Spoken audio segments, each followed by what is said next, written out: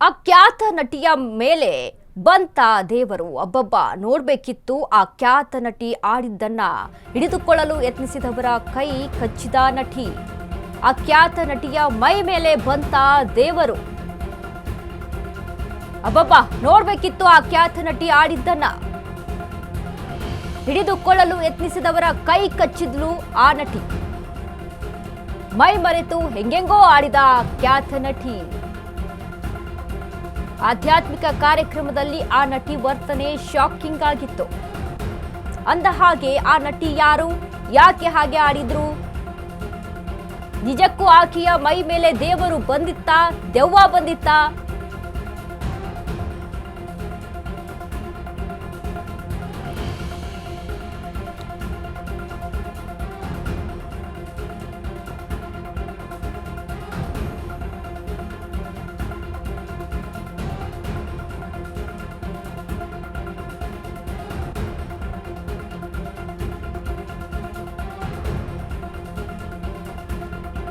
ಹಾಗಾದ್ರೆ ಆ ಖ್ಯಾತ ನಟಿಯ ಮೇಲೆ ದೇವರು ಬಂದಿತ್ತಾ? ನೋಡ್ಬೇಕಿತ್ತು ಆ ಒಂದು ವರ್ತನೆಯನ್ನ. ಹಿಡಿದುಕೊಳ್ಳಲು ಯತ್ನಿಸಿದವರ ಕೈ ಕೂಡ ಕಚ್ಚಿದ್ರು ಆ ನಟಿ. ಮೈ ಮರೆತು ಹೆಂಗೆಂಗೋ ಆಡಿದ್ರು ಆ ನಟಿ. ಆಧ್ಯಾತ್ಮಿಕ ಕಾರ್ಯಕ್ರಮದಲ್ಲಿ ಆ ನಟಿ ವರ್ತನೆ ಶಾಕಿಂಗ್ ಆಗಿತ್ತು. ಅಂದ ಹಾಗೆ ಆ ನಟಿ ಯಾರು, ಯಾಕೆ ಹಾಗೆ ಆಡಿದ್ರು? ನಿಜಕ್ಕೂ ಆಕೆಯ ಮೈ ಮೇಲೆ ದೇವರು ಬಂದಿತ್ತಾ ಅಥವಾ ದೆವ್ವ ಬಂದಿತ್ತಾ? ಅತೀಂದ್ರಿಯ ಶಕ್ತಿಯ ಖ್ಯಾತ ನಟಿಯನ್ನ ಕೊಂಡಿದ್ಯಾ? ಆ ನಟಿಯ ಮಾನಸಿಕ ಸ್ಥಿತಿ ಸರಿ ಇಲ್ವಾ? ಎಣ್ಣೆ ಹೊಡೆದು ಹಂಗೆ ಆಡಿದ್ರ? ಆ ನಟಿ ಯಾರು? ಆಕೆಗೆ ನಿಜಕ್ಕೂ ಏನಾಯ್ತು ಅನ್ನುವಂತ ಒಂದಿಷ್ಟು ಪ್ರಶ್ನೆಗಳು ಕೆಲವೇ ಕ್ಷಣಗಳಲ್ಲಿ ಅಶ್ವವೇಗ ನ್ಯೂಸ್ನಲ್ಲಿ ಬಿಗ್ ರಿವೀಲ್ ಆಗುತ್ತೆ. ಆ ಖ್ಯಾತ ನಟಿಯ ಮೈ ಮೇಲೆ ಬಂತ ದೇವರು ಅನ್ನುವಂಥದ್ದು. ಆಗ ಏನಾಯ್ತು ಅನ್ನೋದೇ ನನಗೆ ಗೊತ್ತಿಲ್ಲ, ಯಾವ ಸ್ಥಿತಿಯಲ್ಲಿ ಇದ್ದೇನೋ ಗೊತ್ತಿಲ್ಲ ಅಂತ ಆ ನಟಿ ಹೇಳಿದ್ದಾರೆ. ಏನ್ ನಡೀತು ಎಂಬುದನ್ನ ಸಹಿತ ನನಗೆ ಗೊತ್ತಿಲ್ಲ. ಕುಟುಂಬಸ್ಥರು ವಿವರಿಸಿದ್ರು. ಕೇವಲ 6 ನಿಮಿಷದಲ್ಲಿ 4 ಲೀಟರ್ ನೀರು ಕುಡಿದೆ. ಆಗ ಏನಾಯ್ತು ಅನ್ನೋದೇ ನನಗೆ ಗೊತ್ತಿಲ್ಲ, ಯಾವ ಸ್ಥಿತಿಯಲ್ಲಿ ಇದ್ದೇನೋ ಅಂತ ಗೊತ್ತಿಲ್ಲ. ಏನ್ ನಡೀತು ಎಂಬುದನ್ನ ಕುಟುಂಬಸ್ಥರು ವಿವರಿಸಿದ್ರು. ಕೇವಲ 6 ನಿಮಿಷದಲ್ಲಿ 4 ಲೀಟರ್ ನೀರು ಕುಡಿದೆ. ಸಾಮಾನ್ಯ ಮನುಷ್ಯ ಹಾಗೆ ಕುಡಿಯಲು ಸಾಧ್ಯನಾ? ಸಾಕ್ಷಾತ್ ದೇವಿಯೇ ನನ್ನ ಆಹ್ವಾನಿಸಿಕೊಂಡ್ಲು ಅಂತ ಹೇಳಲ್ಲ. ಯಾಕಂದ್ರೆ ದೇವರ ಶಕ್ತಿಯನ್ನ ಮನುಷ್ಯನಿಗೆ ತಾಳಿಕೊಳ್ಳಲು ಆಗಲ್ಲ. ಆದ್ರೆ ಜಗನ್ಮಾತೆಯ ಆಶೀರ್ವಾದ ನನ್ನ ಮೇಲಿದೆ ಅಂತ ನಂಬ್ತೇನೆ.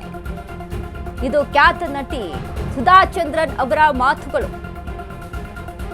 ದೇವರು ಮೈ ಮೇಲೆ ಬಂದಂತೆ ವರ್ತಿಸಿದ್ದು ಇದೇ ಸುಧಾ ಚಂದ್ರನ್. ನನ್ನ ವರ್ತನೆ ಬಗ್ಗೆ ಜನ ಏನೇನೋ ಮಾತಾಡ್ತಿದ್ದಾರೆ. ಆದ್ರೆ ಹಾಗೆ ನಟಿಸಿದ್ರೆ ನನಗೇನು ಲಾಭವಿದೆ? ನಂಬಿದ್ರೆ ನಂಬಿ, ಇಲ್ಲ ಅಂದ್ರೆ ಬಿಡಿ. ತಮಗಾದ ಅನುಭವಗಳ ಬಗ್ಗೆ ಹೇಳಿಕೊಂಡಿರುವಂತಹ ಖ್ಯಾತ ನಟಿ ಸುಧಾ ಚಂದ್ರನ್. ಈ ಹಿಂದೆ 2 ಬಾರಿ ತಮಗೆ ಹೀಗೆ ಆಗಿತ್ತು ಎಂದು ಹೇಳಿಕೊಂಡ ಸುಧಾ ಚಂದ್ರನ್. ಖ್ಯಾತ ನೃತ್ಯಕಾರನಿಯೂ ಆಗಿರುವ ನಟಿ ಸುಧಾ ಚಂದ್ರನ್ ಏ ಹೈ ಮೊಹಬ್ಬತ್ತಿನ್ ಕ್ಯೂಂಕಿ ಸಾಸ್. ಆಗ ಏನಾಯ್ತು ಅನ್ನೋದೇ ನನಗೆ ಗೊತ್ತಿಲ್ಲ, ಯಾವ ಸ್ಥಿತಿಯಲ್ಲಿ ಇದ್ದೇನೂ ಅಂತ ಗೊತ್ತಿಲ್ಲ ಅಂತ ನಟಿ ಸುಧಾ ಚಂದ್ರನ್ ಹೇಳಿಕೊಂಡಿದ್ದಾರೆ.